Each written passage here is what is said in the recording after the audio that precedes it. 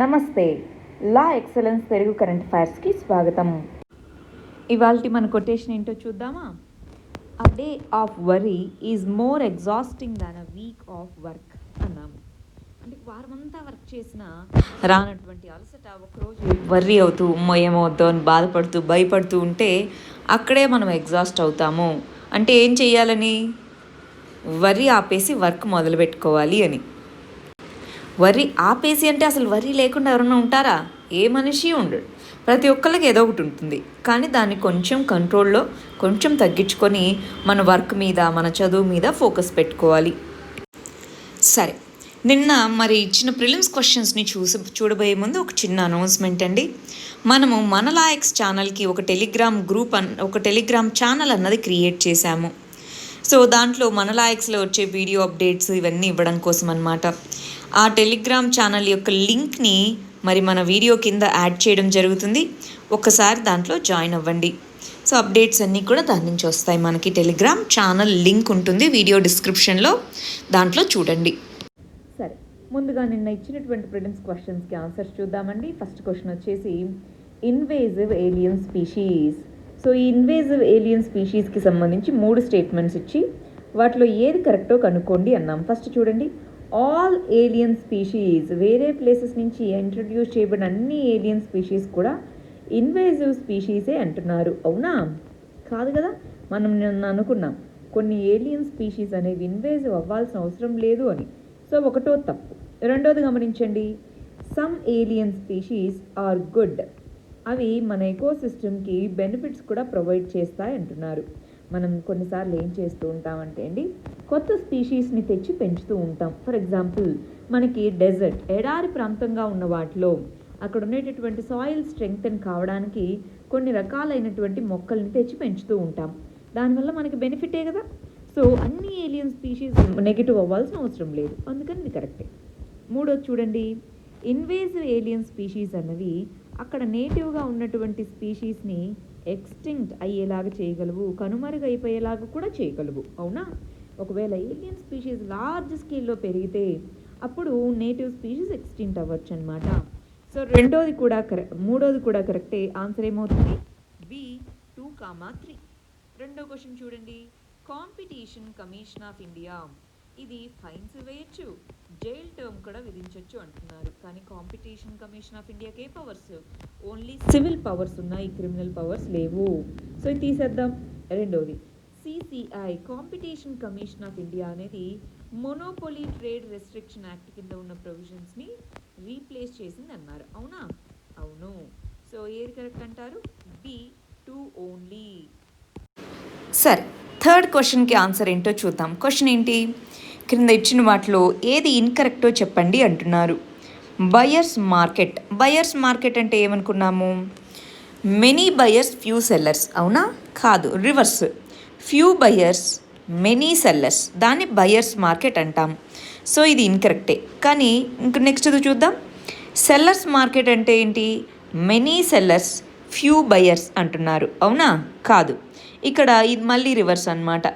Many buyers few sellers, దాన్ని మనము sellers market buyers market అంటాము.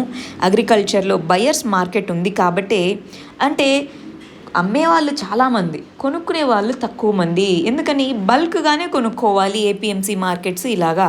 సో ఆ కంటెక్స్లో మనం బయర్స్ మార్కెట్ అన్నాం. రెండు కూడా రివర్స్లో ఇచ్చాం కాబట్టి ఏది కరెక్ట్ ఆన్సర్ అవుతుందండి? సి. ఏది ఇన్కరెక్ట్ అన్నాం కాబట్టి సి అనేది ఆన్సర్ అవుతుంది. 4వ క్వశ్చన్ చూడండి, అక్సై చిన్ రీజన్కి సంబంధించి, ఇది జిన్జియాంగ్ ప్రావిన్స్ని, చైనాలో ఉన్నటువంటి దాన్ని, టిబెట్ని, ఈ రెండింటినీ కలుపుతుందన్నారు. అవునా? ఎస్. ఇది చైనా యొక్క ఆక్యుపేషన్లో ఉంది ఓన్లీ ఆఫ్టర్ 1962 అన్నారు. ఇది 1962 వార్ తర్వాతే కాదు, అక్సై చిన్లో ఉన్న కొంచెం ప్రాంతం ఆల్రెడీ ముందు కూడా చైనా అక్కడి నుంచి రోడ్స్ కట్టడము ఇవంతా కూడా ఉంది. ఓన్లీ అన్నాం కాబట్టి ఇది మనకి రాంగ్ స్టేట్మెంట్ అవుతుంది. A1 ఓన్లీ అన్నది మాత్రమే కరెక్ట్ అండి. నిన్న మన స్టూడెంట్స్ కొన్ని డౌట్స్ అడిగారు. సౌత్ మనకి హీట్ వేవ్స్ అనేది సదర్న్ ఇండియన్ స్టేట్స్ని కూడా ఇంపాక్ట్ చేస్తాయి అన్నారు. సో మనం ఇక్కడ ఎందుకు ఇచ్చామంటే తెలంగాణ, మన ఏపీ, తమిళనాడు ఇవన్నీ కూడా ఎక్కువగా ఇంపాక్ట్ అవుతున్నాయండి. దాంతోపాటు ఇప్పుడు క్లైమేట్ చేంజ్, గ్లోబల్ వార్మింగ్ వల్ల మిగిలిన స్టేట్స్లో కూడా హీట్ వేవ్ కండిషన్స్ రిపోర్ట్ అవుతున్నాయి. అందువల్ల మనము సౌత్ అన్నప్పుడు అది కరెక్ట్ అని పెట్టాం. ఓన్లీ అని పెట్టలేదు కాబట్టి మనం దాన్ని ఎక్స్క్లూజివ్గా ఇన్కరెక్ట్ చేయలేకపోయాం.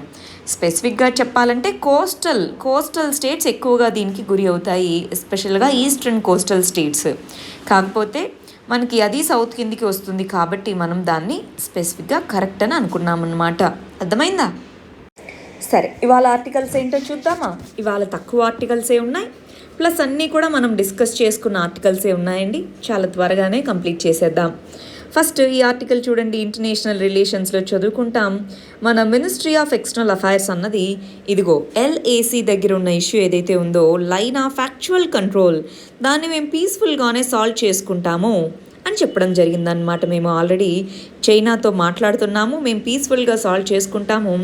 ట్రంప్స్ ఆఫర్ అంటే మన డొనాల్డ్ ట్రంప్ నేనున్నాను అంటూ వచ్చారు కదా మధ్యలో.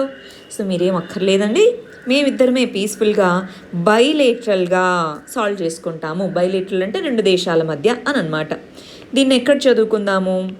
India China relations, India China border issue అన్న దాని కింద చదువుకుందామండి. ఇవాళ నేను ఒక పని చేస్తున్నాను.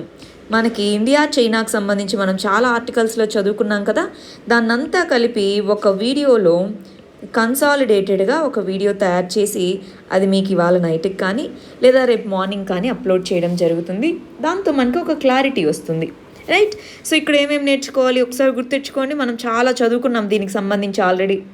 అసలు ఇండియా చైనా మధ్య రిలేషన్ ఎలా ఉండింది ఇంతకుముందు, ఆ తర్వాత అసలు బార్డర్ డిస్ప్యూట్ ఎలా వచ్చింది, ఈ బార్డర్ డిస్ప్యూట్ అనేది ఏ ఏ ప్రాంతాల్లో ఉంది, ప్రస్తుతానికి వెస్ట్రన్ సెక్టార్ అంటే ఏంటి, ఈ వెస్ట్రన్ సెక్టార్లో జరుగుతున్నటువంటి గొడవ ఏంటి, దీన్ని ఏ విధంగా సాల్వ్ చేసుకోవాలి, ఇవేనా మనం చాలా ఆర్టికల్స్లో చదువుకుంది. అవన్నీ కలిపి ఒక వీడియో అప్లోడ్ అవుతుంది, అది మీరు చూసుకోవచ్చు. ఇబ్బంది ఏం పడాల్సిన అవసరం లేదు. కొత్త స్టూడెంట్స్ కోసము ప్లస్ మన ఆల్రెడీ రెగ్యులర్గా చూస్తున్న వాళ్ళ కోసము రివిజన్కి ఉంటుందని ఆ వీడియో చేపిస్తున్నామండి.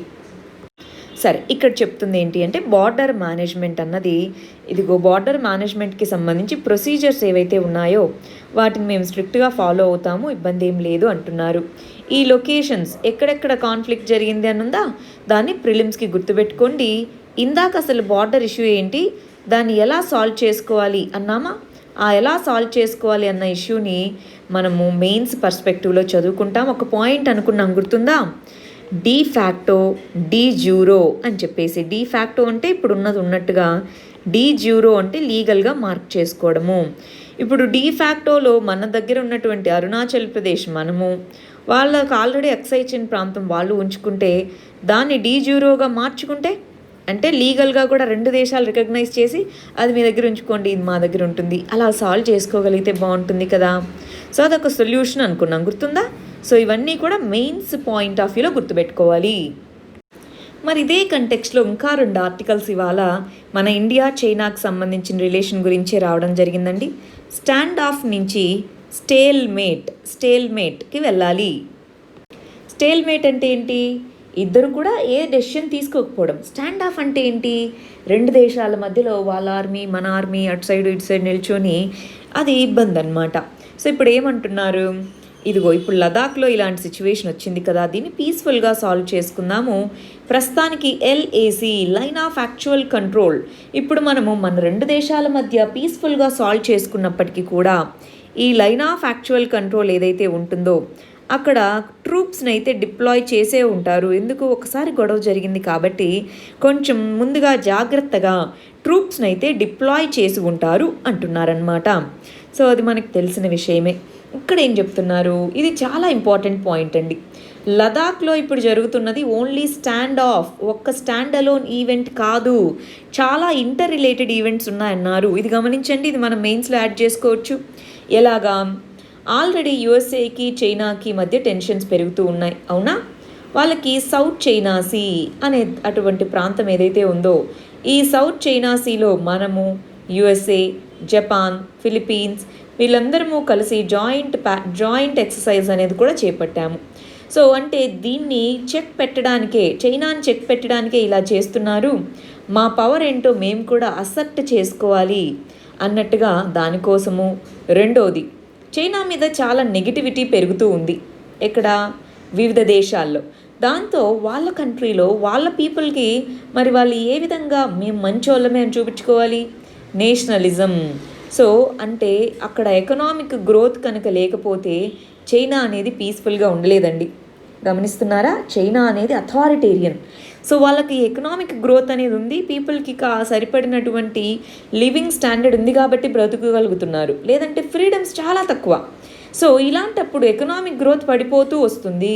గమనించండి, ఎకనామిక్ గ్రోత్ పడిపోతూ వస్తున్నప్పుడు మరి వాళ్ళ పీపుల్ని ఏ విధంగా వాళ్ళు సాటిస్ఫై చేయాలి? ఇదిగో నేషనలిజం నేషనలిజం అన్నట్టుగా చెప్తూ ఉంటారు. మరి ఈ నేషనలిజం అన్నది ఇదిగో మనది, మనము మన దేశాన్ని రక్షిస్తాము, మన సావర్నిటీ ఇలా చెప్పి పీపుల్ని ఈ విధంగా హ్యాపీగా ఉంచడానికి కూడా ఇది అయ్యుండొచ్చు. సో దీని వెనకాల చాలా రీజన్సే ఉంటాయి. ఓన్లీ బార్డర్లో ఏదో డిస్ప్యూట్ జరుగుతుంది అని మనం అనుకోవాల్సిన అక్కర్లేదు. దాన్ని చాలా ఈవెంట్స్ దీనికి దారి తీశాయి అన్నట్టుగా చెప్తున్నారు. ఒకసారి ఇది దృష్టిలో పెట్టుకోండి. దీన్ని ప్రిలిమ్స్లో కానీ మెయిన్స్లో కానీ రాయము, కానీ ఒకసారి దీన్ని దృష్టిలో పెట్టుకోండి. ఇలా జరుగుతూ ఉంటాయన్నమాట. ఎప్పుడూ కూడా కంట్రీస్లో పీపుల్ని సాటిస్ఫై చేయాలి అన్న దానికోసం వాళ్ళ ఫెయిల్యూర్ని, ఇప్పుడు యూఎస్ఏలో చూడండి, వాళ్ళ ఫెయిల్యూర్ని ఎత్తిపుచ్చడానికి చైనాని, డబ్ల్యూహెచ్ఓని వీళ్ళందరినీ తిడుతున్నారు. అలాగే నేపాల్లో కూడా ఆ ప్రైమ్ మినిస్టర్కి అక్కడ ఉన్నటువంటి పొలిటికల్ అన్సర్టనిటీ ఉంది. మరి వాళ్ళందరి పీపుల్ని నేను బాగా చేస్తున్నానని నిరూపించుకోవడానికి ఇదిగో మన ల్యాండ్ని ఇండియా ఆక్యుపై చేసుకుంటుంది, ఇలాంటి మాటలు మాట్లాడడం అలా ఏ కంట్రీ అయినా చేస్తూ ఉంటుందన్నమాట. ఉన్నటువంటి విషయాన్ని పక్కదోవ పట్టించడానికి ఇలా చేస్తూ ఉంటారు. సో అది కూడా అయ్యుండొచ్చు ఇది అన్న విషయం మనం గుర్తుపెట్టుకోవాలి. నెక్స్ట్ ఆర్టికల్ చూడండి. ఎక్స్పోర్ట్ బ్లాక్స్ అంటున్నారు. ఇది ఎకానమీకి సంబంధించిందండి. దీంట్లో మనకి కోవిడ్ రావడంతో ఈ కరోనా వైరస్ ద్వారా వచ్చినటువంటి ఈ కోవిడ్ ఏదైతే ఉందో దాని యొక్క ఎకనామిక్ ఇంపాక్ట్ అనేది అటు డొమెస్టిక్గా ఉన్నటువంటి దాని మీదనూ ఉంది, ఇటు ఎక్స్టర్నల్ సెక్టార్ మీదనూ పడింది. సో దీంట్లో ఎక్స్టర్నల్ ట్రేడ్ అనేది బాగా ఇంపాక్ట్ అయింది అంటున్నారు. మరి ఎక్స్టర్నల్ ట్రేడ్ అనేది ఎలా జరుగుతుంది ఏంటండి అన్నది మనం చూద్దాం. అసలు ఈ ఎక్స్పోర్ట్స్ ఇంపోర్ట్స్ అంటే ఏంటో చూద్దాము. రెండోది, ఇప్పుడు ప్రజెంట్ సిచ్యువేషన్ ఏంటి, ఎక్స్పోర్ట్స్కి ఇంపోర్ట్కి ఉన్నటువంటి ప్రజెంట్ సిచ్యువేషన్ ఏంటి అది చూద్దాము. మూడోది, ఏం చేద్దాము, కోవిడ్-19 వచ్చింది కదా, మరి ఏం చేద్దామంటారు, వే ఫార్వర్డ్ ఏంటి, ఇవి మూడు మనం చూద్దామండి. సరే, ఇక్కడ ఏం చెప్తున్నారో చూద్దాం. ఒక కంట్రీకి మన విత్ ఇన్ ది కంట్రీ మనకి ఇక్కడి నుంచి ఇక్కడికి గూడ్స్ సర్వీసెస్ అనేవి ఎలాగైతే ఫ్లో అవుతాయో అలా మన కంట్రీ నుంచి అవుట్ సైడ్ కంట్రీస్కి మన సైడ్ నుంచి వెళ్తే దాన్ని ఎక్స్పోర్ట్స్ అంటాము. మనం కనుక వాటిని తెచ్చుకుంటే ఇంపోర్ట్స్. ఎగుమతి అంటే ఎక్స్పోర్ట్, దిగుమతి అంటే ఇంపోర్ట్. ఇవి మనకి ఇంపార్టెంట్. ఎందుకు ఇంపార్టెంట్? ఒకటి, మనకి ఇక్కడుండే వాళ్ళకి ఎంప్లాయ్మెంట్ అనేది దీనివల్ల వస్తుంది. మనం ఎక్స్పోర్ట్స్ చేసినప్పుడు మనకి ఫారిన్ ఎక్స్చేంజ్ రిజర్వ్స్ అనేవి వస్తాయి. దాంతోపాటు ఓవరాల్గా ఎకానమీలో గ్రోత్ అనేది వస్తుంది. అందువల్ల మనకి ఇంపోర్ట్స్ ఎక్స్పోర్ట్స్ కావాలి. కానీ ఇప్పుడు ఏమైపోయింది, కరోనా వైరస్ వల్ల చాలా కంట్రీస్లో లాక్డౌన్ అనేది విధించారు. మరి దాంతో ఎక్స్పోర్ట్ చేసేవాళ్ళు కానీ ఇంపోర్ట్స్ చేసుకునే వాళ్ళు కానీ అందరూ కూడా ఇంపాక్ట్ అవ్వడం జరిగింది. మరి ఇలాంటి కంటెక్స్లో ఏం చేయాలి, త్వరగా రివైవ్ చేసేటప్పుడు ఎంప్లాయ్మెంట్ ఇంటెన్సివ్. మన ఇండియాలో ఇంకొక ఇంపార్టెంట్ విషయం ఏంటో తెలుసా, ఎక్స్పోర్ట్స్ తక్కువే కానీ చేసే ఎక్స్పోర్ట్స్ ఏవైతే ఉన్నాయో అవి ఎంప్లాయ్మెంట్ ఇంటెన్సివ్ అన్నమాట. సో అందువల్ల అది మనకి చాలా చాలా ఇంపార్టెంట్. ఎంప్లాయ్మెంట్ ఇంటెన్సివ్ అంటే ఏంటి, ఎక్కువ మందికి జాబ్స్ కల్పించగలవు, టెక్స్టైల్స్, గార్మెంట్స్ ఇవన్నీ అన్నమాట. సో అందుకని వాటిని ఎంత త్వరగా వీలైతే అంత త్వరగా మనం రివైవ్ చేసుకోగలగాలి. సో దానికి సంబంధించి ఎవరైతే ఎక్స్పోర్ట్స్ చేస్తున్నారో వాళ్ళకి లోన్స్ ఇవ్వడము ఇవన్నీ కూడా మనం చేయాలండి. ఇదిగో దీన్ని ప్రిలిమ్స్ పాయింట్ ఆఫ్ వ్యూలో ఎందుకు ఎక్స్పోర్ట్స్ ఇంపార్టెంట్, మన ఇండియాలో ఎక్స్పోర్ట్స్ ఏ వస్తువులు చేస్తున్నాము అవి మనం చూసుకుంటాము. సరే, నెక్స్ట్ ఆర్టికల్ ఏంటో చూద్దామా. నెక్స్ట్ ఆర్టికల్ వచ్చేసి రీసెంట్గా మన డొనాల్డ్ ట్రంప్ ట్విట్టర్లో కొన్ని ట్వీట్స్ చేయడం జరిగింది. ట్విట్టర్ ఏం చెప్పింది, ఇదిగో ఇది ఫ్యాక్చువల్గా ఇన్కరెక్ట్ అయి ఉండొచ్చు, మీరు వెరిఫై చేసుకోండి అన్నట్టుగా చెప్పడం జరిగింది. దాంతో అసలు ఈ ట్విట్టర్ లేదు, ఏం లేదు, ఈ సోషల్ మీడియాస్ అన్నిటినీ కావాలంటే నేను బ్యాన్ చేసి పడేస్తాను అన్నట్టుగా చెప్పారు. అసలు ఏంటిది, సోషల్ మీడియా ఎవరు, వాళ్ళు ఎందుకు ఫ్యాక్ట్స్ని చెక్ చేసుకోనని ఎందుకు చెప్పాలి? అసలు ట్రంప్ అంటే ఎవరు, యుఎస్ఏ పవర్ఫుల్ కంట్రీకి ప్రెసిడెంట్. మరి అలాంటి ఆయనకి అలా చెప్పడం ఏంటి అంటే, అతను నిజంగానే అలా చేసిన కమెంట్స్ ఫేక్గా ఉన్నప్పుడు మరి చెప్పడంలో తప్పేముంది, ఇవన్నీ చూద్దామా. అసలు లార్జర్ కంటెక్స్లో సోషల్ మీడియా ఎలా వర్క్ అవుతుంది, దాన్ని రెగ్యులేట్ చేయాలా వద్దా అన్న కంటెక్స్లో మనం దీన్ని చదువుకోవాలండి. సోషల్ మీడియా అన్నటువంటి దాని కింద మనం చూద్దాం. ఇంటర్నేషనల్ రిలేషన్స్ కింద కాదు ఇది, సోషల్ మీడియా అన్న కంటెక్స్లో చూద్దాము. ఇక్కడ దీన్ని గవర్నాన్స్ కింద చదువుకుంటాము. రెగ్యులేటింగ్ మీడియా అన్నది ఇంపార్టెంట్ ఆస్పెక్ట్ అన్నమాట. రెగ్యులేటింగ్ మీడియా అన్నది మరి దీంట్లో ఆబ్జెక్టివ్స్ ఏంటి, ఏమేమి నేర్చుకుందాము. అసలు సోషల్ మీడియా యొక్క రోల్ ఏంటి, ప్రస్తుతం సోషల్ మీడియా యొక్క నెగిటివ్స్ అంటే అవి ఏ విధంగా నెగిటివ్గా ఉన్నాయి, మరి దాన్ని రెగ్యులేట్ చేయాలంటే ఏ విధంగా రెగ్యులేట్ చేయాలి, చేస్తే ఏమవుతుంది, చేయకపోతే ఏమవుతుంది, ఇవి చూద్దామా. ఈ సోషల్ మీడియా అన్నది సామాజిక మాధ్యమాలు అంటామండి. ఈ సోషల్ మీడియా అన్న దాంట్లో ఎవరైనా సరే వాళ్ళ భావాలని వ్యక్తీకరించవచ్చు. అంటే ఇది డెమోక్రటిక్ ప్లాట్ఫామ్గా ఎవాల్వ్ అయింది. అంటే ఇప్పుడు న్యూస్ పేపర్ ఉందండి, నేను ఒక విషయం చెప్పాలనుకున్నాను కానీ న్యూస్ పేపర్ పబ్లిష్ చేస్తుందా నేను చెప్పాలనుకున్నది లేదు. అదే సోషల్ మీడియా ఫేస్బుక్ ట్విట్టరో అయితే నా వ్యూస్ని నేను ఫ్రీగా ఎక్స్ప్రెస్ చేయొచ్చా. సో అందుకని సోషల్ మీడియాని డెమోక్రటిక్ ప్లాట్ఫామ్స్గా చూసాము. అయితే ఇప్పుడు ఏమవుతున్నాయి, ఈ సోషల్ మీడియా ప్లాట్ఫామ్స్ అన్నవి ఏ విధంగా దాని యొక్క నెగిటివ్స్ ఉన్నాయో ఒకసారి గమనిద్దామా. దీని మెయిన్స్ పర్స్పెక్టివ్లో చాలా ఇంపార్టెంట్ అండి. సోషల్ మీడియా యొక్క ప్రాబ్లమ్స్ ఏంటి అలా అడగచ్చు. ఫేక్ న్యూస్ అనేది చాలా ఈజీగా చాలా ఫాస్ట్గా సోషల్ మీడియా ద్వారా స్ప్రెడ్ అయ్యేదానికి అవకాశం ఉంది. హేట్రెడ్, ఒక కమ్యూనిటీ మీద ఇంకో కమ్యూనిటీ హేట్రెడ్ అనేది స్ప్రెడ్ చేయడానికి దీన్ని వాడుకుంటున్నారు. ఫాల్స్ ఇన్ఫర్మేషన్, ఫేక్ న్యూస్తో పాటు ఫాల్స్ ఇన్ఫర్మేషన్ దీని ద్వారా స్ప్రెడ్ అవుతుంది. ఇంకా ఈ సోషల్ మీడియా అనేది మీరు చూస్తే కొన్ని కాస్ట్ వైజ్గా గ్రూప్స్, రిలీజన్ వైజ్గా గ్రూప్స్ ఇవి కూడా ఉన్నాయి, అవునా.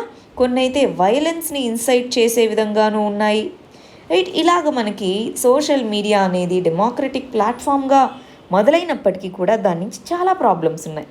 మరి దీన్ని రెగ్యులేట్ చేయాలి. కానీ ఎప్పుడైనా గుర్తుపెట్టుకోవాలి, మీడియా అన్నది అది సోషల్ మీడియా అవ్వచ్చు, నార్మల్ మీడియా అవ్వచ్చు. దీన్ని రెగ్యులేట్ చేయాలి అంటే గవర్నమెంట్ రెగ్యులేట్ చేస్తే, అంటే గవర్నమెంట్కి అగెయినిస్ట్గా మాట్లాడినప్పుడు అంతా రెగ్యులేట్ చేస్తే అంటే ఫ్రీడమ్ ఆఫ్ స్పీచ్ అనేది పోతుంది కదా. మరి ఏం చేద్దాం, గవర్నమెంట్ రెగ్యులేట్ చేయాలా చేయకూడదా అన్నటువంటి కంటెక్స్ట్ వస్తే సోషల్ మీడియాకు వచ్చేటప్పటికి రెగ్యులేట్ చేయాలి, కానీ గవర్నమెంట్ కాకుండా సెల్ఫ్ రెగ్యులేషన్ ఉండాలి. సోషల్ మీడియా ప్లాట్ఫామ్స్ అవి వాటికే కొన్ని రూల్స్ అవి రెగ్యులేషన్స్ పెట్టుకోవాలి. మేము ఇలాగా డెసిషన్స్ తీసుకుంటాము అని చెప్పేసి. ఇప్పుడు చూడండి, చాలా సోషల్ మీడియా కంపెనీస్ చాలా రకరకాలైనటువంటి ప్రాబ్లమ్స్ని క్రియేట్ చేస్తున్నాయి.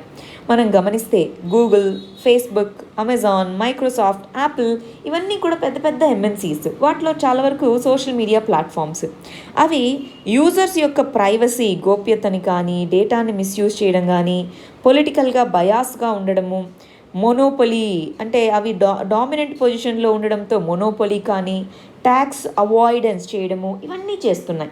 ఇక్కడ కేంబ్రిడ్జ్ అనలిటికా అనే ఒక వర్డ్ ఉంది చూడండి.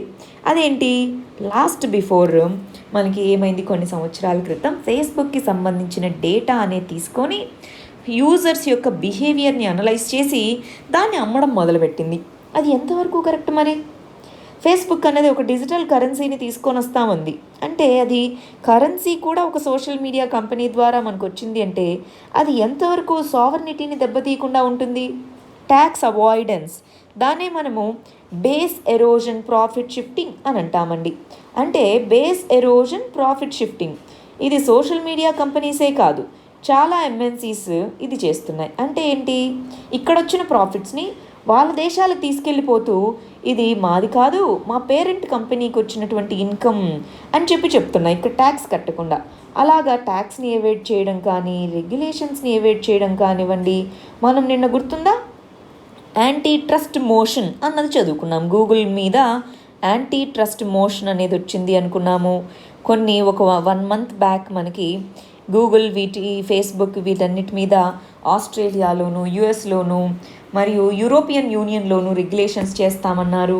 ఇవన్నీ కూడా గుర్తుపెట్టుకుంటే మనం ట్రంప్ మీద ఇలా జరిగింది కదా అని చెప్పి దాన్ని రివైజ్ చేయడం కాదు, ఓవరాల్గా ఇలాంటివన్నీ ఉన్నాయి. వీటన్నిటికీ సొల్యూషన్గా ఏ విధంగా మరి సోషల్ మీడియాని మనం రెగ్యులేట్ చేసుకోవాలి, సోషల్ మీడియాలో చేంజెస్ తీసుకొని రావాలి అన్నది చూడాలి. బిగ్ పర్స్పెక్టివ్లో దీన్ని చూడాలి, ఓవరాల్ ఎకోసిస్టంలోనే దీన్ని చూడాలి, అది ఇక్కడ చెప్తున్నటువంటిదండి. ఇది చాలా important question, mains point of వ్యూలో బాగా గుర్తుపెట్టుకోవాలి. నెక్స్ట్ ఆర్టికల్ వచ్చేసి నేపాల్కి సంబంధించి. ఇండియా నేపాల్ రిలేషన్స్ చాలా రోజులుగా చదువుకుంటున్నాం, జస్ట్ క్విక్గా రివిజన్ చేసుకోండి అంతే. ఇక్కడ దీన్ని మనం ఇంటర్నేషనల్ రిలేషన్స్లో చదువుకుంటాము. ఇండియా నేపాల్ బార్డర్ ఇష్యూ అన్న కంటెక్స్లో దీన్ని చదువుకుంటాము. మన ఇండియాకి నేపాల్కి ఉన్నటువంటి మన బార్డర్ ఇష్యూ ఏంటి అన్న దాంట్లో ఆల్రెడీ మనం ఈ వీడియోలో చాలా డెప్త్లో చదువుకున్నాం. ఇక్కడ కొన్ని పదాలు గుర్తుపెట్టుకోవాలి. అదొకటి మ్యాప్ డిప్లొమసీ. మ్యాప్ డిప్లొమసీ అంటే ఏంటి? మ్యాప్ని మార్చుకొని దాని ద్వారా డిప్లొమసీ చేయడం ఎంతవరకు కరెక్ట్? ఇప్పుడు ఇందాక మనం చైనా గురించి చదువుకుంటూ చైనాలో డొమెస్టిక్ సిచ్యువేషన్ బాగాలేదు, వాళ్ళ ప్రజలకు సర్దిపుచ్చుకోవడానికి ఈ విధంగా చేస్తుంది అన్నాం, రైట్? అలాంటిది నేపాల్ కూడా అలానే చేస్తుంది. అలా కాకుండా రెండు దేశాల యొక్క సత్సంబంధాలను దృష్టిలో పెట్టుకొని చేయాలి. రెండోది క్వైట్ డిప్లొమసీ, అంటే ఇద్దరు న్యూస్ పేపర్లో మాట్లాడుకోవడాలు ఇలాగ చేసుకోకుండా క్వైట్గా కూర్చొని డిప్లొమాటిక్ లెవెల్లో మాట్లాడుకొని దీన్ని సాల్వ్ చేసుకోగలగాలి. మనకి ఆల్రెడీ 98% బార్డర్ అనేది తెలుసు కదండి. రెండు దేశాల మధ్య 98% బార్డర్, ఏ విధమైన డిస్ప్యూట్ లేదు. ఓన్లీ రెండు లొకేషన్స్లో డిస్ప్యూట్ ఉంది. ఒకటి కాలపాని, రెండోది వచ్చేసి సుస్తా. సో ఈ రెండింటిని కూడా ఎంత వీలైతే అంత తొందరగా పొలిటికల్ ఇష్యూ లాగా తీసుకొని దీన్ని సాల్వ్ చేసుకోవాలి. అంతేకాని దీన్ని న్యూసెన్స్ లాగా క్రియేట్ చేసుకొని రెండు దేశాల మధ్య ఉన్న బైలేటరల్ సంబంధాలని పోగొట్టుకోకూడదు. ఇప్పుడున్న పొలిటికల్ కన్సిడరేషన్స్ అని చెప్పేసి దాన్ని లార్జ్ స్కేల్లో బైలేటరల్ రిలేషన్స్ని పాడు చేసుకోవద్దు, అది ఇక్కడ చెప్తున్నటువంటిది. నెక్స్ట్ ఆర్టికల్ చూడండి. ఇది కూడా సింపుల్గా మళ్ళీ మనకి సేఫ్గా ఎకానమీని ఎలా బయటికి తీసుకొని రాగలుగుతాము అన్న కంటెక్స్లో ఇది ఇవ్వడం జరిగిందండి. దీన్ని మనం సోషల్ జస్టిస్లో హెల్త్ మరియు హెల్త్ రిలేటెడ్ ఆస్పెక్ట్స్, ఎకానమీ అన్న దాంట్లోనూ చదువుకుంటాము. దీన్ని వచ్చేసి కోవిడ్-19. సో కోవిడ్-19 పోస్ట్ దీని యొక్క ఇంపాక్ట్స్ని ఏ విధంగా ఎదుర్కోవాలి, దీని నుంచి ఏ విధంగా బయటకు రావాలి, ఎకానమీని ఏ విధంగా రివైవ్ చేయాలి. ఓవరాల్ థీమ్ వచ్చేసి ఎకనామిక్ రివైవల్. ఇక్కడ ఏమంటున్నారు, ఇదిగో లాక్డౌన్ విధించారు కదా, ఈ లాక్డౌన్ విధించడంతో ఎకానమీ మొత్తం కుదేలైపోయింది, అవునా? లాక్డౌన్ చుట్టూనే తిరుగుతుంది. ఇది మన అండర్స్టాండింగ్ పర్పస్ కోసం చదువుకోవాలి, మెయిన్స్ పర్పస్లో చదువుకోవాలి. లాక్డౌన్ వచ్చిందండి, లాక్డౌన్ వల్ల మన ఎకానమీ మొత్తం కుదేలైపోయింది, దాన్ని రివైవ్ చేయాలి అంటే వర్క్ ఫోర్స్ ఏదైతే ఉందో ఆ వర్క్ ఫోర్స్ మళ్ళీ నార్మల్ సిచ్యువేషన్కి వచ్చే అవకాశం ఉందా? నార్మల్ సిచ్యువేషన్కి రావాలంటే మనకేమేం కావాలి? ఒకటి వ్యాక్సిన్ అయినా రావాలి, లేదా దానికి సంబంధించి యాంటీవైరల్స్ అంటే డ్రగ్స్, యాంటీవైరల్ మెడిసిన్స్ అయినా ప్రాపర్గా ట్రీట్ చేసేవి రావాలి. కానీ ఇప్పట్లో వస్తాయా? ఇప్పట్లో వచ్చే అవకాశం ఉందా? లేదు. మరేం చేద్దాం? లాక్డౌన్ అలాగా కంటిన్యూ చేసుకుంటూ వెళ్ళిపోదామా? లేదు. ఎకనామిక్ రివైవల్ అనేది ఖచ్చితంగా చేయాలి. మరి ఎకనామిక్ రివైవల్ చేయాలి, వ్యాక్సిన్స్ యాంటీవైరల్స్ డిలే అంటున్నారు, మరి ఏం చేద్దామండి అంటే ఎకనామిక్ యాక్టివిటీని రివైవ్ చేస్తూ కొన్ని జాగ్రత్తలు అనేవి పాటించాలి. ఇప్పుడున్నవి ఎప్పటి వరకు? ఓవరాల్గా మళ్ళీ పర్టికులర్ వ్యాక్సిన్స్ కానీ ఇవన్నీ వచ్చేంత వరకు దాంట్లో ఫిజికల్ డిస్టాన్సింగ్ని మెయింటైన్ చేయాలి, దానికి ఇంకొక ఆల్టర్నేటివ్ లేదు. సో ఫిజికల్ డిస్టాన్స్ని మెయింటైన్ చేస్తూ ఆల్టర్నేటివ్ షిఫ్ట్స్ అంటే ఆల్టర్నేటివ్ ప్లాన్ వేసుకోవాలి కంపెనీస్ అన్నవి. సో ఆల్టర్నేటివ్ షిఫ్ట్స్లోనూ ప్లస్ హైజీన్ కండిషన్స్ని మెయింటైన్ చేస్తూ ఈ మెడికల్ ఇన్ఫ్రాస్ట్రక్చర్ ఏదైతే ఉంటుందో హాస్పిటల్స్ ఇవన్నీ కూడా పెంచుకోవాలి. అంతేకాని ఇంకా లాక్డౌన్ ఎక్స్టెండ్ చేస్తూ పోతే అది లైవ్స్ని కాపాడడం, ఆ పనిలో లైవ్లీహుడ్స్ని పోగొడతాయి. సో మనం ఇంకెన్ని రోజుల్లోనో కంటిన్యూ చేయలేము, త్వరగా ఎకానమీని రివైవ్ అయితే చేయాలి, మనకి ఇంకొక ఆల్టర్నేటివ్ లేదు, అది ఇక్కడ చెప్తున్నటువంటిది అనమాట. మోర్టాలిటీ రేట్ని తగ్గించాలి. మనం చూడండి ఇక్కడ రెండు రేట్స్ ఉన్నాయండి, ఒకటి ఇన్ఫెక్షన్ రేటు, రెండు మోర్టాలిటీ రేటు. మోర్టాలిటీ రేట్ అంటే చనిపోయే వాళ్ళ సంఖ్య తగ్గించాలి, అంతేనా? హెల్త్ కేర్ని దీన్ని ఎక్స్పాండ్ చేసుకుంటూ. ఇన్ఫెక్షన్ రేట్ని మనం తగ్గించలేకపోవచ్చు, ఎఫెక్టివ్ వ్యాక్సిన్స్ కానీ వీటి కానీ వచ్చేంత వరకు. సో ఇన్ఫెక్షన్ రేట్ అలా ఉన్నప్పటికీ మోర్టాలిటీ రేట్ని తగ్గించడానికి ఇక్కడ కృషి చేయాలి, ఎకానమీని రివైవ్ చేస్తూ. నెక్స్ట్ ఆర్టికల్ చూడండి. డ్రోన్స్ అనే వాటిని ఉపయోగించి ఈ లోకస్ట్ ఏదైతే ఉందో ఆ లోకస్ట్ అంటే ఏమంటాం మనం ఇక్కడ, మిడతలు. ఈ లోకస్ట్ని కంట్రోల్ చేయడానికి మనకి డ్రోన్స్ వాడతాము అన్నట్టుగా రాజస్థాన్ గవర్నమెంట్ అనేది పర్మిషన్ తీసుకుంది అని చెప్తున్నారు. దీన్ని మనం ఏం చేద్దాము, సైన్స్ అండ్ టెక్నాలజీలో డ్రోన్ టెక్నాలజీ అంటే ఏంటి అని చదువుకుందాము. డిజాస్టర్ మేనేజ్మెంట్లో అగ్రికల్చరల్ డిజాస్టర్ అన్న దాని కింద చదువుకుందాము. ఇప్పుడు ఈ పర్టికులర్గా ఏదైతే ఈ లోకస్ట్ అనేది ఉందో అది మనకి అగ్రికల్చరల్ డిజాస్టర్, అంతేనా? మనుషుల్ని ఏం ఇంపాక్ట్ చేయట్లా, అది అగ్రికల్చర్కి మాత్రం చాలా పెద్ద మొత్తంలో నష్టాన్ని కలిగిస్తుందన్నమాట. మనం ఏమన్నాము, క్రాప్స్ లేవు కదా, క్రాప్స్ లేవు, కానీ ఇప్పుడు హార్టికల్చరల్ క్రాప్స్ అవి సీజనల్గా పండుతాయి, మరి అవి పాడైపోయినట్టేనా ఇలాగా. సో మనం దీనికి సంబంధించి ఆల్రెడీ చాలా నీట్గా అసలు ఈ లోకస్ట్ అంటే ఏంటో చదివాము, అది ఎక్కడి నుంచి వస్తుందో, దాని యొక్క ఇంపాక్ట్ ఏ విధంగా ఉంటుందో గుర్తుందా? నిన్నటి వీడియోలో చాలా డీటెయిల్డ్గా చదువుకున్నాము, 23rd వీడియోలోనూ చదువుకున్నాం. అవన్నీ రివిజన్ చేయండి. ఇక్కడ మనం ఏం చెప్తున్నారు, డ్రోన్స్. ఇంతకీ డ్రోన్ అంటే ఏంటో తెలుసుకుందాము. ఈ డ్రోన్ వల్ల ఏ విధంగా యూజెస్ ఉంటాయి, ఏ విధంగా దీన్ని కంట్రోల్ చేయగలమో చూద్దాం.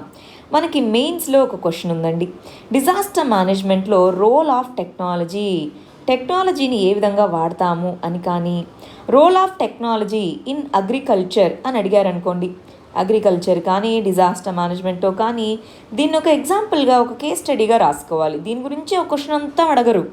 ఇలాంటి క్వశ్చన్స్ అడిగినప్పుడు దాన్ని ఒక కేస్ స్టడీగా రాసుకుంటాము. ఇక్కడ గమనించండి, ఫస్ట్ అసలు యుఏవి అన్మాన్డ్ ఏరియల్ వెహికల్ అంటాము. అంటే మనుషులు ఉండరు దాంట్లో, అది ఫ్లై అవుతూ ఉండేటటువంటి ఒక వెహికల్ అన్నమాట. ఈ ఫ్లై అయ్యేటటువంటి వెహికల్ అన్నది ఎందుకు వాడుతున్నామండి మరి ఇప్పుడు ఈ టైంలో? పెస్టిసైడ్స్. ఈ పెస్టిసైడ్స్ని స్ప్రే చేయడానికి, పురుగు మందులు ఏవైతే ఈ కెమికల్ పెస్టిసైడ్స్ ఉన్నాయో ఈ లోకస్ట్ని కంట్రోల్ చేయడానికి, దాన్ని స్ప్రే చేయడం కోసం ఇదిగో మనం ఈ పర్టికులర్ డ్రోన్స్ని వాడతాము అన్నట్టుగా చెప్తున్నారు. మరి దీనికి సంబంధించి ఎవరు పర్మిషన్ ఇవ్వాలి? మనకి మినిస్ట్రీ ఆఫ్ సివిల్ ఏవియేషన్ కిందికి ఈ డ్రోన్ టెక్నాలజీ అనేది వస్తుంది. డ్రోన్ టెక్నాలజీ అనేది ఒక అన్మాన్డ్ ఏరియల్ వెహికల్. మరి దీనికి సంబంధించి మినిస్ట్రీ ఆఫ్ సివిల్ ఏవియేషన్ అన్నది బిఫోర్ ఇయర్ మనకి నేషనల్ డ్రోన్ పాలసీ అనే దాన్ని ప్రపోజ్ చేయడం జరిగిందండి.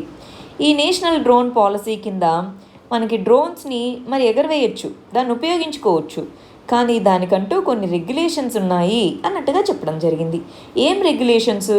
ఇదిగోండి ఇక్కడ చూడండి, ఏరియల్ సర్వీలియన్స్ చేపట్టచ్చు, ఏరియల్ ఫోటోగ్రఫీ, మనకి ఎంతవరకు అవి వచ్చాయని తెలియాలి కదా, పబ్లిక్ అనౌన్స్మెంట్స్ చేయడానికి డ్రోన్స్ వాడచ్చు, ఇన్సెక్టిసైడ్స్ని అంటే పెస్టిసైడ్స్ వీటినన్నిటిని స్ప్రే చేయడానికి వాడుకోవచ్చు. కాకపోతే ఈ డీటెయిల్స్ అన్నీ కూడా మినిస్ట్రీ ఆఫ్ సివిల్ ఏవియేషన్ కింద ఉన్నటువంటి డైరెక్టరేట్ జనరల్ ఆఫ్ సివిల్ ఏవియేషన్కి అందించాలి. ఇది ప్రిలిమ్స్ పాయింట్ ఆఫ్ వ్యూలో ఇంపార్టెంట్ ఈ ఫ్యాక్ట్ అనేది. డ్రోన్ ఏంటి, అది ఏ పాలసీ అన్నది, డ్రోన్ ఎందుకు వాడుకుంటాము, ఎలా వాడుకుంటాము అన్నది మెయిన్స్కి ఇంపార్టెంట్. ఇక్కడ చూడండి, ఓన్లీ సూర్యుడు పొద్దు పొడిచాక ఇప్పుడు ఈ టైమ్స్లోనే వాడుకోవాలి.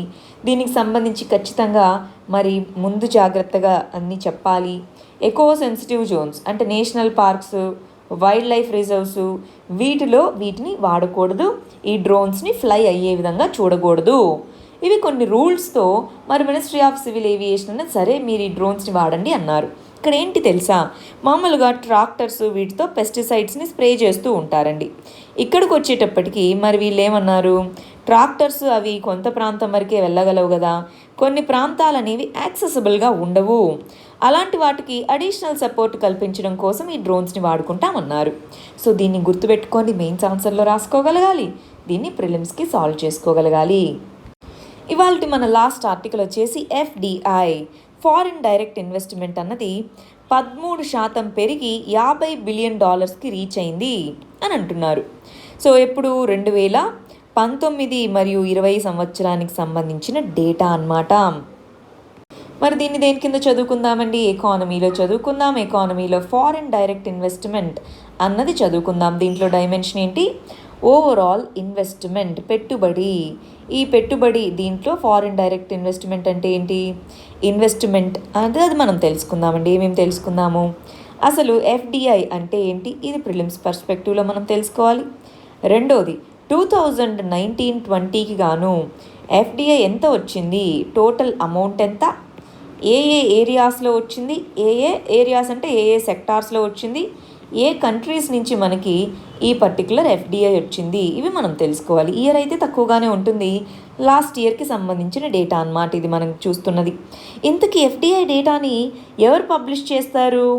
మనకి ministry of commerce and industry, ఈ మినిస్ట్రీ కింద ఉండేటటువంటి DPIIT, department of promoting industry and internal trade అన్నది మనకి ఎఫ్డిఐకి సంబంధించి రూల్స్ని వీటన్నిటిని తీసుకొని వస్తూ ఉంటుంది. ఒకసారి మనం బేసిక్స్ నుంచి వద్దామా? ఎఫ్డిఐ అంటే ఏంటో. మనకి ఫారెన్ ఇన్వెస్ట్మెంట్, విదేశీ పెట్టుబడులు అంటామా. ఈ ఫారెన్ ఇన్వెస్ట్మెంట్ అన్నది 2 కేటగిరీస్గా మనం డివైడ్ చేస్తామండి. ఏమేంటి ఆ 2 కేటగిరీస్? ఒకటి ఎఫ్డిఐ, ఫారెన్ డైరెక్ట్ ఇన్వెస్ట్మెంట్, విదేశీ ప్రత్యక్ష పెట్టుబడులు. రెండోది ఫారెన్ ఇన్స్టిట్యూషనల్ ఇన్వెస్ట్మెంట్, ఆర్ దీంట్లో ఫారెన్ పోర్ట్ఫోలియో ఇన్వెస్ట్మెంట్ అంటాము. దాంట్లో ఫారెన్ ఇన్స్టిట్యూషనల్ ఇన్వెస్ట్మెంట్ అని చెప్పేసి, ఫారెన్ క్వాలిఫైడ్ ఇన్వెస్ట్మెంట్ అని చెప్పేసి అంటాం. అంటే ఏం లేదండి, ఫారెన్ డైరెక్ట్ ఇన్వెస్ట్మెంట్ అంటే డైరెక్ట్గా ఎకనామిక్ యాక్టివిటీలో ఏదైనా ప్రొడక్షన్లో ఇన్వెస్ట్ చేస్తే దాన్ని మనం ఫారిన్ డైరెక్ట్ ఇన్వెస్ట్మెంట్ అంటాము. దీనివల్ల మనకి ఎంప్లాయ్మెంట్ వస్తుంది, దీనివల్ల మనకి గ్రోత్ పెరుగుతుంది, ఇవన్నీ ఉంటాయన్నమాట. అదే ఫారిన్ పోర్ట్ఫోలియో ఇన్వెస్ట్మెంట్ అంటే జనరల్గా వీళ్ళు స్టాక్ ఎక్స్చేంజెస్లో ఇన్వెస్ట్ చేస్తూ ఉంటారు, అంటే షేర్స్ కొనుక్కుంటూ ఉంటారనమాట. ఇది అక్కడి నుంచి వచ్చే కంపెనీ కానీ ఏదైనా ఒక ఇన్స్టిట్యూషన్ కానీ అయితే దాన్ని మనం ఫారిన్ ఇన్స్టిట్యూషనల్ ఇన్వెస్టార్ అంటాము. ఫారిన్ క్వాలిఫైడ్ ఇన్వెస్టార్ అంటే ఒక హై నెట్వర్త్, ఎక్కువ మనీ ఉండేటటువంటి ఇండివిజువల్ అయితే ఫారిన్ క్వాలిఫైడ్ ఇన్వెస్టార్ అంటాం. మనం ఇప్పుడు మాట్లాడుకుంటుంది ఎఫ్డిఐ గురించి. ఇక్కడ మనం చూసుకుంటే ఓవరాల్గా మనకి $50 బిలియన్ అనేది రావడం జరిగింది. దాంట్లో గమనించాలి ఏ సెక్టార్కి ఎక్కువ మనీ వచ్చిందండి? సర్వీసెస్కి ఎక్కువ మనీ అనేది ఎఫ్డిఐ ద్వారా వచ్చింది. ఆ తర్వాత కంప్యూటర్, సాఫ్ట్వేర్ అండ్ హార్డ్వేర్ సెక్టార్లో ఎక్కువ మనీ వచ్చింది. ఆ తర్వాత టెలికమ్యూనికేషన్ సెక్టార్, ట్రేడింగ్, ఇలాగా. సో మనం టాప్ 3 గుర్తుపెట్టుకుంటాం. ఈ దేంట్లో ఎక్కువ ఎఫ్డిఐ వచ్చింది అన్నది ప్రిలిమ్స్కి అడగచ్చు. నెక్స్ట్ ఇక్కడ ఏ కంట్రీస్ నుంచి ఎక్కువ వచ్చింది అన్నది కూడా ప్రిలిమ్స్కి అడగచ్చు. సింగపూర్ నుంచి మనకి ఎక్కువ మొత్తంలో అమౌంట్ అనేది రావడం జరిగిందండి. $14 బిలియన్ సింగపూర్ నుంచే వచ్చింది. మారిషస్, ఆ తర్వాత నెదర్లాండ్స్, ఆ తర్వాత మిగిలినవి ఉన్నాయి. దీంట్లో కూడా అంతే. టాప్ 3 కంట్రీస్ ఏంటో గుర్తుపెట్టుకుంటాం. ఇక్కడ గుర్తుపెట్టుకోవాలి, ఈ మారిషస్, సింగపూర్, ఈ కామరూన్ ఐలాండ్, కేమన్ ఐలాండ్స్, ఇవన్నీ కూడా ట్యాక్స్ హెవెన్స్ అంటాము. ట్యాక్స్ హెవెన్స్ అంటే ఏంటి? అక్కడ ట్యాక్స్ తక్కువ ఉంటుంది. అందుకని వేరే కంట్రీ నుంచి ఇన్వెస్ట్ చేసే వాళ్ళు కూడా ఈ కంట్రీస్ నుంచి వచ్చేటటువంటి రూట్ ద్వారా ఈ కంట్రీలో చిన్న ఆఫీస్ పెట్టుకొని అక్కడి నుంచి పంపిస్తూ ఉంటారు. ఎందుకని? అక్కడ ట్యాక్స్ తక్కువ కాబట్టి, ప్లస్ అక్కడ కొన్ని కంట్రీస్లో రూల్స్ ఈజీగా ఉంటే అక్కడి నుంచి రూట్ చేస్తూ ఉంటారనమాట. అలాగ మనకి ఈ పర్టికులర్ కంట్రీస్ నుంచి ఎక్కువ ఇన్వెస్ట్మెంట్ అనేది రావడం జరిగింది. ఎందుకు చెప్పానంటే ఈ లాజిక్, చాలా చిన్న కంట్రీస్ కదా, వాటి నుంచి ఎందుకు మనకి ఇంత అమౌంట్ వచ్చింది అని డౌట్ రావాలి కదా. ఎందుకంటే వేరే కంట్రీస్ నుంచి కూడా అక్కడ తెచ్చిపెట్టి అక్కడి నుంచి మనకి ఇన్వెస్ట్మెంట్ ఫామ్లో తెస్తూ ఉంటారనమాట. నిన్న ఇచ్చిన మెయిన్స్ క్వశ్చన్ అండి. ఆల్మోస్ట్ 20 స్టూడెంట్స్ ఆన్సర్ రాశారు ఈ క్వశ్చన్కి. సో అన్నీ కూడా వీడియోలో చెప్పడం కుదరదు కాబట్టి ఒక 10 ఆన్సర్స్ అలా తీసుకున్నాను. సెలెక్ట్ చేసుకోలేదు, ర్యాండమ్గా కనిపించినటువంటి ఒక 10 ఆన్సర్స్ని తీసుకున్నానండి. దీన్ని బేస్ చేసుకొని ఇప్పుడు మనం ఇచ్చే ఫీడ్బ్యాక్ని బేస్ చేసుకొని మీ ఆన్సర్స్ కరెక్షన్ చేసుకోవాలి. సో మన క్వశ్చన్ ఏంటి? మైగ్రేషన్ పాలసీ, కాంప్రహెన్సివ్ మైగ్రేషన్ పాలసీకి ఉన్నటువంటి ఆవశ్యకత ఏంటి, నీడ్ ఏంటి అని ఇచ్చాం. సో మన దేశంలో వలస వెళ్ళే వాళ్ళు మరి దీనికి సంబంధించి సమగ్ర వలస విధానం కావాలి అంటున్నారు. దాంట్లో ఎందుకు కావాలి అన్నామండి. స్కోప్ అంటే ఎందుకు కావాలన్న దానికి మీరు ఇక్కడ రీజన్స్ రాసారా? గమనించండి. ఆ స్కోప్ని కరెక్ట్గా అడ్రస్ చేయాలి. ఎందుకు కావాలి మనకి ఇంతకీ అన్నది రాయాలి. ఎలా ఉండాలో బ్రీఫ్గా రాసుకోవాలి. మరి ఇక్కడ ఈ స్టూడెంట్ చూడండి, ఇదిగో ఇంతమంది మైగ్రెంట్స్ ఉన్నారు. మరి ఎందుకు కావాలి కాంప్రహెన్సివ్ మైగ్రేషన్ స్ట్రాటజీ, దానికి సంబంధించి రీజన్స్ రాశారు. రీజన్స్ రాసేసి దాంట్లో వే ఫార్వర్డ్ ఏంటి అని రాసుకున్నారండి.